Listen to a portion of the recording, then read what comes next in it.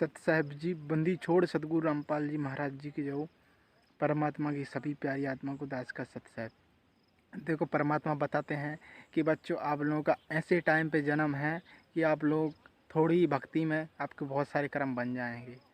और परमात्मा कहते हैं ऐसे समय पर भक्ति करना बच्चों बहुत ही कठिन है। और आप लोग भक्ति कर रहे हो, आप लोग कितने पुण्य प्राणी हो कि ऐसे टाइम पर भक्ति युग में जन्मे हो। और आपके धन्य है आपके माता पिता जैसे भक्ति युग में जन्म हो गए और आप लोगों को सीधे भक्ति मार्ग मिल गया और सच्चा सदगुरु मिल गया, सच्चा भगवान मिल गया।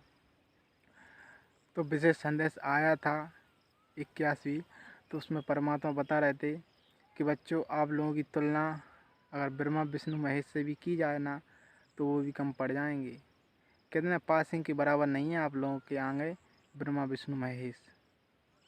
आप लोग अपना पंचर है उसे ला लो और फिर थोड़ी हवा भरो, थोड़े में ही भक्ति सुमरन में ही बहुत सारे आप लोगों के पुण्यकर्म बन जाएंगे।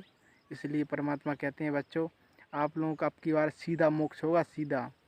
जैसे कि ध्रुव प्रहलाद थे, उनका तो जन्म होगा तो मोक्ष होगा, लेकिन आप लोगों का तो एक बार में मोक्ष हो जाएगा, बिल्कुल सीधा मोक्ष है।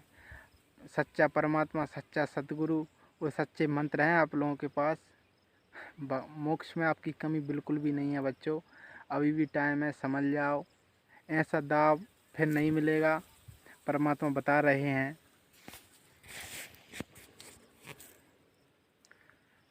परमात्मा कह रहे हैं बच्चों जो मैं बताता ना वो अपने ऊपर धारण करो, क्योंकि ये कर पालन का टाइम है, समझने का नहीं, कर पालन का। बच्चों ये मैं बता रहा हूँ ना, ये झूठ तो कतई है ही नहीं, लेकिन ये करने को कह रहा हूँ मैं। परमात्मा ये सत्संग बताते हैं ना तो कहते हैं, और परमात्मा ने ये भी बता दिया है कि ये काल लोक है, इसमें ये ज़्यादा टाइम तक ये व्यवस्था आप लोगों को मिल रही है, ज़्यादा टाइम तक नहीं मिलेगी। इसलिए थोड़े में ही भक्ति करो।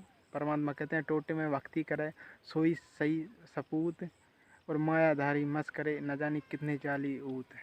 तो टोटे में भक्ति करनी पड़ेगी। समर्थ परमात्मा हमारे हर पल साथ रहता है। हम मंद बुद्धि होते हैं, उसको पहचान नहीं पाता, लेकिन परमात्मा हमारे साथ ही होता है। तो समझ लो और अपने भाई बहन को समझाओ, सेवा करो, सुमरन करो, दान पुण्य जो है मालिक का बताया है पांचों यज्ञ करो। और फिर देखो परमात्मा कहते हैं धनी के दरबार में किसी चीज़ की कमी नहीं है।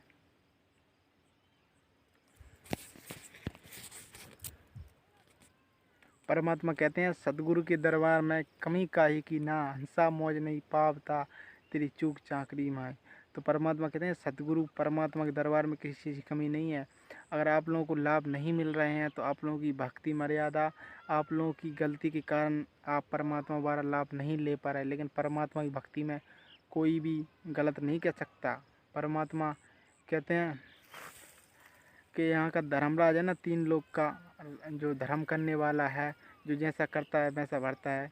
परमात्मा जो प्राणी परमात्मा की शरण में आ जाता है और पिछले जो पाप करता है उनको सबको काट देता है परमात्मा। ये वो समर्थ परमात्मा है।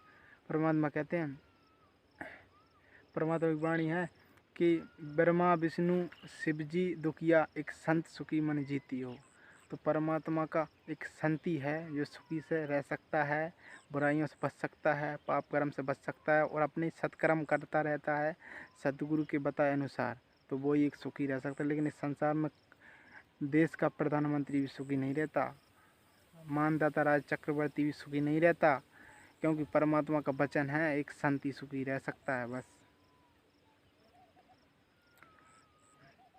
तो परमात्मा की बहुत सारी वाणियाँ हैं, उनको अपने ऊपर धारण करना पड़ेगा, तभी परमात्मा यहाँ से ले जाएगा अपन को, यहीं रह जाएंगे यहीं के यहीं।